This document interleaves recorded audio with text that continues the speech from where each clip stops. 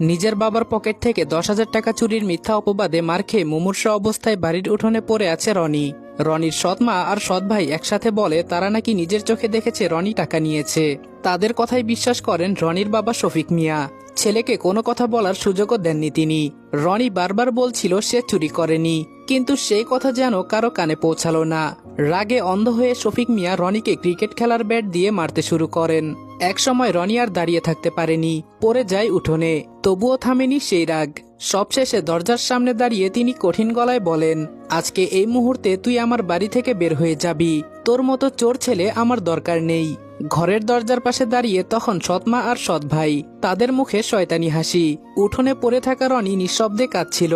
রনির সৎমা নাসরিন বেগম এসে রনির চুল ধরে উপরের দিকে মুখ তুলে বলল, খুব তো বলেছিলি তোর বাপ তোর কথা বিশ্বাস করবে। আমাদের মা ছেলেকে এই বাড়ি থেকে বের করার ব্যবস্থা করবি। দেখ এখন কে বাড়ি থেকে বের হচ্ছে।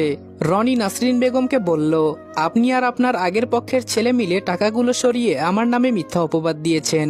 আমার বাবার থেকে আমাকে দূরে করেছেন। এর শাস্তি আপনারা একদিন ঠিকই পাবেন। রনির সৎ ভাই পাভেল মায়ের পাশে দাঁড়িয়ে রনিকে বলল, এত প্যান প্যান করিস না তো। আব্বা কি বলেছে শুনতে পাস নাই? তোর কি কি মালপত্র আছে সবকিছু নিয়ে এই বাড়ি থেকে বের হয়ে যা। মা চলো তো, এই ছোট লোকের সাথে কোনো কথা বলার দরকার নেই। রনি আহত শরীর নিয়ে নিজের রুমে চলে যায়। নিজের প্রয়োজনীয় কাগজ ও কিছু পোশাক একটা ব্যাগে ভরে নেয়। শফিক মিয়া ওকে বেশি টাকা দিত না, মাঝে মাঝে যা দিত তা রনি জমিয়ে রেখেছিল।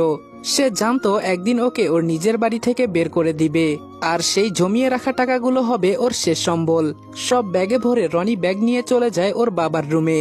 শফিক মিয়া বিছানায় পা ঝুলিয়ে বসে আছেন, এখনো রাগে ফুঁসছেন তিনি। রনি ওনার পায়ে ধরে বলেন, আমি চলে যাচ্ছি বাবা, আমার কোনো ভুল থাকলে মাফ করে দিয়েন। শফিক মিয়া রনিকে এক লাথি দিয়ে দূরে ফেলে দেয় আর বলেন, চলে যা এখান থেকে। কোনো কিছুর অভাব রেখেছি তোর?